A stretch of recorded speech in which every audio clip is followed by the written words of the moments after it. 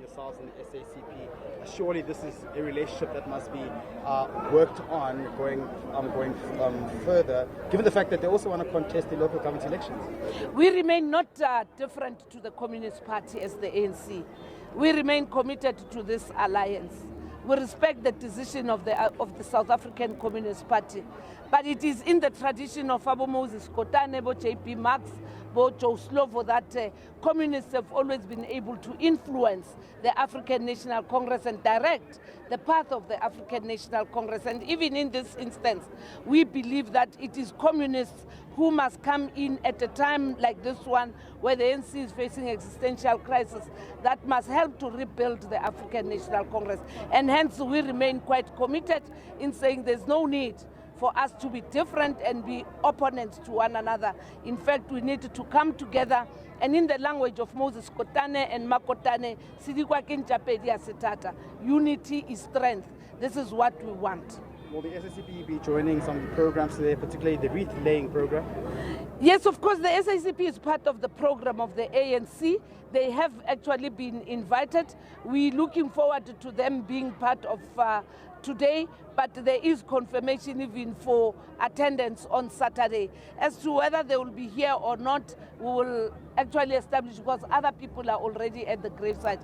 What is of importance, the ANC remains committed to the alliance of Moses Kotane, JP Marx and Joe Slovo. Just a few days ago, we spoke about your meeting with the GNU regarding the stance on Venezuela.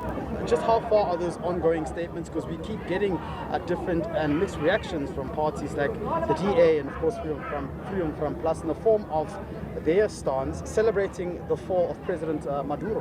What we must remember is that in the statement of intent, we have 6 principles that guide the statement of intent of the government of national unity. What has remained an issue that we said we cannot actually put it as a condition for the government of national unity is the foreign policy and the constitution.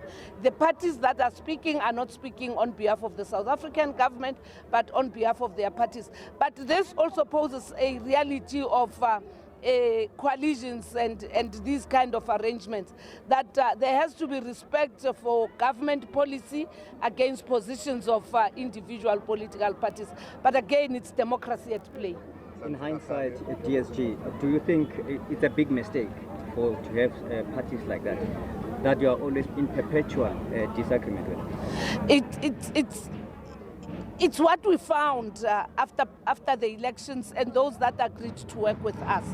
It remains a challenge for the ANC to work harder, regain our influence, work with those that are progressive, and for now we're working with them on the basis of the 6 points that we have agreed upon.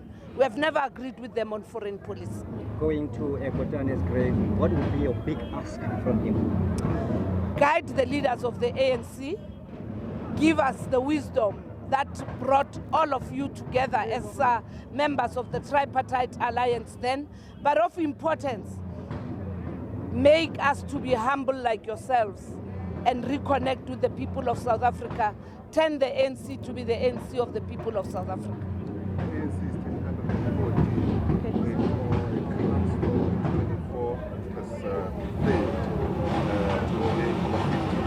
Can you hear? The ANC comes to celebrate 114 years here in the Northwest. The last time you guys came here, you were in the majority. This come on the backdrop of you guys performing dismally in 2024. Local government elections are around the corner. Northwest, when it comes to municipalities, has been failing people.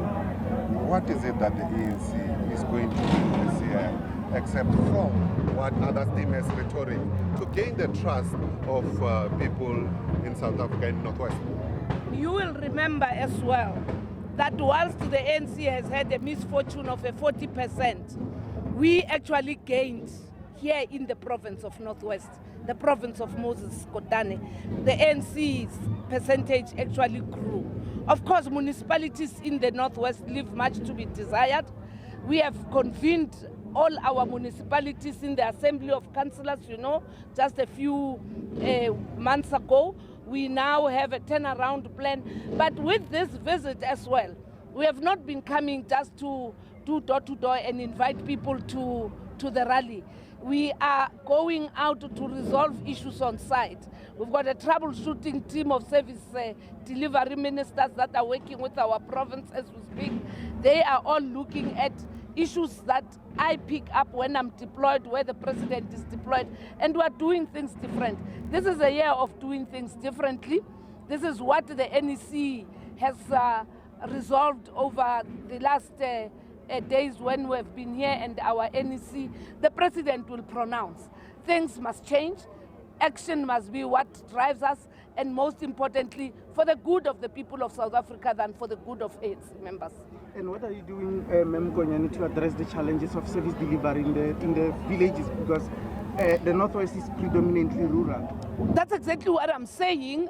Since we had the Assembly of Councillors, there has been a change in terms of the work that has happened. We've got a war room on service delivery that looks at delivery just on what the role of local government should be.